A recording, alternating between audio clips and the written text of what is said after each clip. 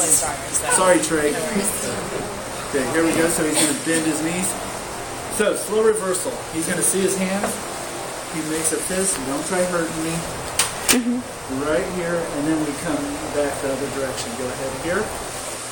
But you can see with me switching my hands, there's a lot of movement, but I'm still staying right in the pattern when I'm able to do this. For you guys, I want you getting really good at doing the one direction repeated contraction. But I want you to be in the pattern. Okay? So that's a D2. D1.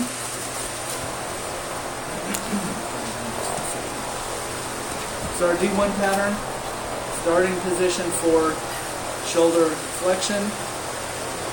First thing we're going to do is we have finger flexion, wrist flexion, supination, external rotation at the shoulder, adduction, and shoulder flexion. But once, you don't have to remember all that. Here we go. But you're going to have your patient see their hand. So this is also working his core. Okay, here we go. Let's go ahead and pull up. On this one, what people are going to want to do is they're going to overpower with their bicep.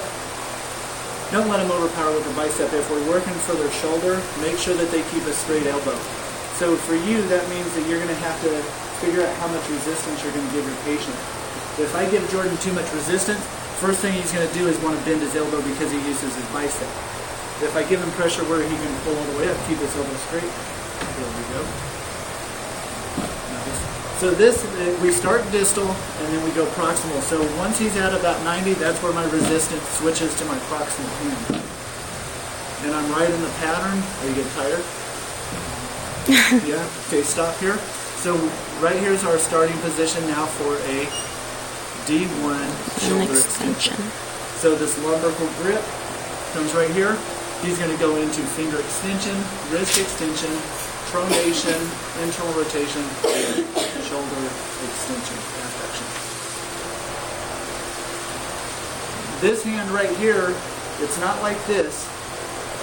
You right here, and his arm's going to just fall into your hand. Are there any questions on this so far?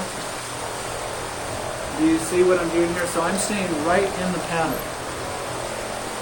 You might see the book show it this way here. It's not going to work if you're 105 pounds, 110 pounds, and you're trying to work with someone as strong as Jordan, right? So, and it's the same thing even if for myself, and if I'm working with any of our athletes, they're going to be stronger. If we have our baseball player, their overhead athletes, make sure body position that we have the best mechanical leverage. Okay? Are there questions on those? So D1, D2. No questions. Okay, so you guys are all going to be great. We won't even have to critique anything.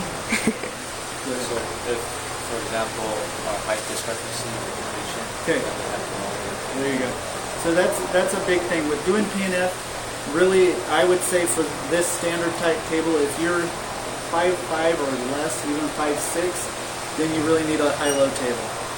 You might be able to get away with it at 5'7", 5'8", but even at that, you might need a high-low table. Some patients, for myself, I'm 6 foot, and if they have a long arm, still I even drop the table down just a little bit. So don't get frustrated if you're like, oh man, I'm unable to go through the full pattern. This is when you can't use one of the little step stools because you're doing so much movement with it, otherwise you'd be falling off the step stool. But that's a good point. So hopefully in your clinic, in your athletic training room, you'll have access to a high-low table, 1 or 2, 3, whatever it may be. But a high-low table is going to be beneficial. Any other questions? Okay, then let's go ahead and we're going to practice those. You'll get 20 minutes, 15 minutes like that. We'll go around and see how you guys are doing, and then we'll go over the hips.